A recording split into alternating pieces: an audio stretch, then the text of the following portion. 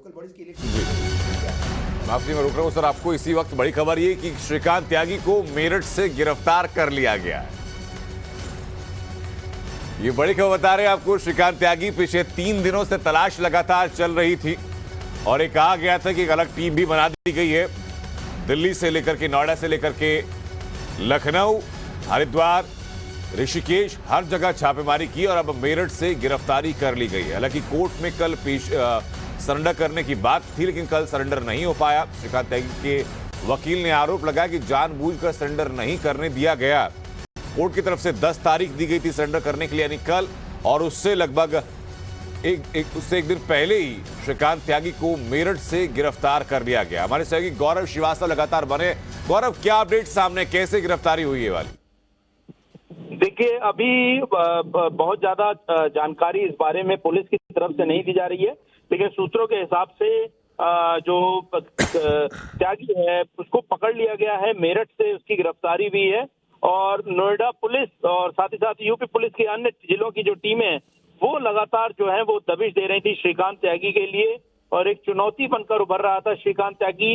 और उसके पीछे भी, इसके पहले भी काफी ज्यादा आपराधिक मुकदमे जो है वो श्रीकांत त्यागी पे रहे हैं। 2009 से लेकर अब तक श्रीकांत त्यागी पर जान से मारने की धमकी हो, चाहे 420 का मामला हो, इन मामलों को लेकर तमाम मुकदमे जो हैं वो दर्ज हो चुके थे। तो ऐसे में एक चुनौती जरूर बन रहा था, लेकिन फिलहाल सूत्रों के हिसाब से इतनी ही जानकारी आ रही है कि सरेंडर करने की तैयारी कर रहे और सरेंडर की अर्जी लगा चुके श्रीकांत त्यागी को फिलहाल मेरठ में जो है वो गिरफ्तार कर लिया गया है। अभी उसको कहाँ रखा गया है इसके बारे में बहुत ज्यादा जानकारी पुलिस के सूत्र नहीं दे रहे हैं, लेकिन जल्द ही इसके बारे में और ज्यादा छनकर जानकारी बाहर निकल कर आएगी। शुक्रिया गौरव आपको हम तक जुड़ने के लिए। तो ये बड़ी खबर बता रहे हैं इस वक्त आपको। हमारे सहयोगी गौरव ने इस बात की पुष्टि भी की कि श्रीकांत त्यागी को मेरठ से गिरफ्तार कर लिया गया है। 5 दिन बाद नोएडा पुलिस ने गिरफ्तार किया है और श्रीकांत का जो आपराधिक इतिहास है उसकी भी लगातार बात हो रही है। 2007 के बाद से लगभग 10 मुकदमे अलग अलग धाराओं में दर्ज हुए हैं नोएडा के अलग अलग थानों में, और अब ये जो नया मामला है इसमें श्रीकांत त्यागी को गिरफ्तार किया गया। हालांकि अथॉरिटी की तरफ से कहा गया था कि एनक्रोचमेंट को लेकर के पहले भी शिकायतें की गई थी, जिसमें श्रीकांत को नोटिस भेजा गया था, लेकिन उसमें उसके बाद कोई कार्रवाई नहीं हुई। श्रीकांत को मिली हुई प्रशासनिक सुरक्षा को लेकर के भी लगातार सवाल उठे। कहा गया कि गाजियाबाद के किसी अधिकारी से संपर्क होने के चलते श्रीकांत को गनर दिए गए थे। उसके बाद नोएडा पुलिस में संपर्क होने के चलते उसको गनर दिए गए थे। और कैसे एक आम व्यक्ति को इतनी सुरक्षा मिली, इस बात को लेकर भी सवाल खड़े किए गए हैं। उसके अलावा श्रीकांत की जो बाकी अलग अलग प्रॉपर्टीज हैं जहां से किराया आता है, वहां पर भी आईटी और इनकम टैक्स और जीएसटी टीम की लगातार छापेमारी, कल कार्रवाई हुई है। उसका अपडेट भी लगातार आपको बताएंगे। हमारे साथ गौरव लगातार हमारे साथ बने हुए हैं। गौरव, क्या अपडेट हमारे पास ये है कि श्रीकांत को कब तक नोएडा लाया जाएगा? देखिए, अभी उससे बाकी की पूछताछ चल रही है, उसकी धरपकड़ तो हो गई है, लेकिन उसे जल्द ही नोएडा लाया जाएगा। और चूंकि मेरठ से उसकी गिरफ्तारी हुई है और मुकदमे जो हैं उस पे, इस मामले में जो ताजा मामला था ओमैक्स सिटी का, उसमें नोएडा में एफआईआर दर्ज हुई थी, तो जाहिर तौर पर उसको यहाँ पर लाने की तैयारी की जा रही है। ये देखना होगा कि पुलिस क्या किसी तरह की जो प्रक्रिया है उनको पूरा करना है या वो सीधे ले आएगी, क्योंकि यहाँ पर राज्य का मामला नहीं है, किसी तरह के ट्रांजिट रिमांड का मसला नहीं है।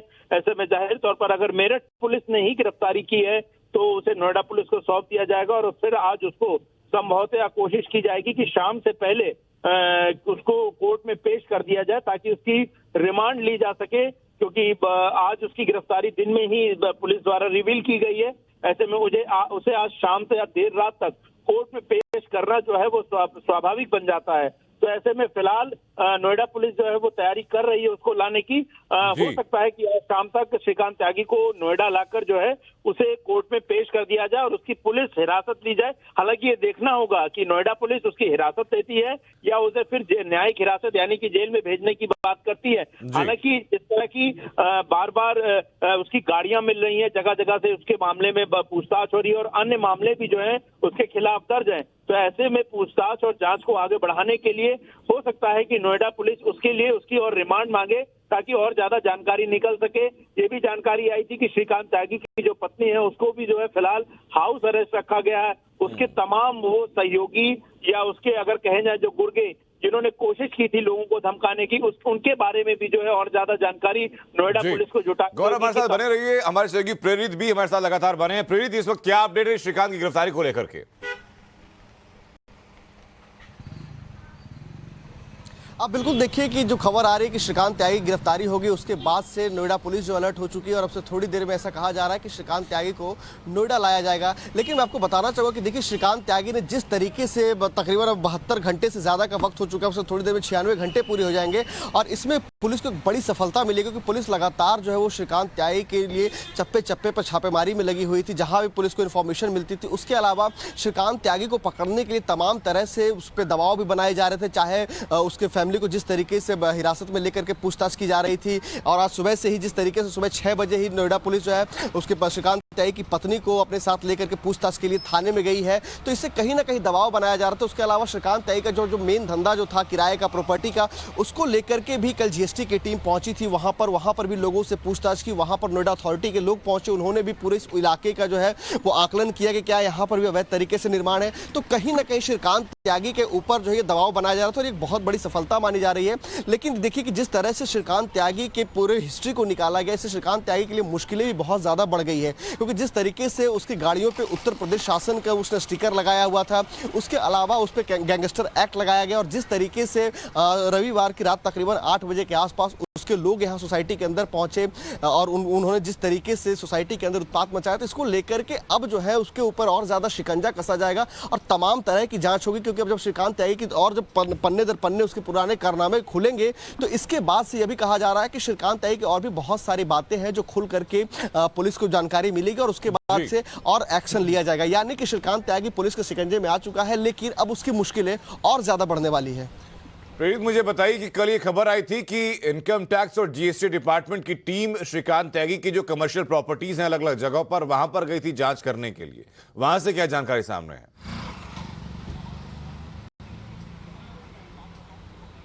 अब बिल्कुल देखिए कि श्रीकांत त्यागी के जो प्रॉपर्टी है वहाँ पे जो है वो जीएसटी की टीम पहुंची और वहाँ पे जो लोकल जो किराएदार थे उसके दुकान के, उनसे उसने बातचीत की और बातचीत करके यह जानने की कोशिश की कि श्रीकांत त्यागी जो है वो किस माध्यम से पैसे लेता था, क्या उनको पैसे जब वो लेता था तो रिसीट देता था या नहीं देता था। वो तमाम तरह के उनसे उन्होंने पूछताछ की, जिसमें यह भी जानकारी मिली है कि श्रीकांत त्यागी जो तमाम जो किराएदार होते थे उनसे वो हमेशा कैश में पैसे लेता था। वो कभी भी वो चेक के माध्यम से अकाउंट में नहीं पैसे लेता था, बल्कि कैश के माध्यम से लेता था और उसके बदले वो कोई रिसीट नहीं देता था। तो ये तमाम जो जानकारियां हैं, ये जो जीएसटी की टीम जब वहां पहुंची तो वो इकट्ठा करके वहां से ले गई है।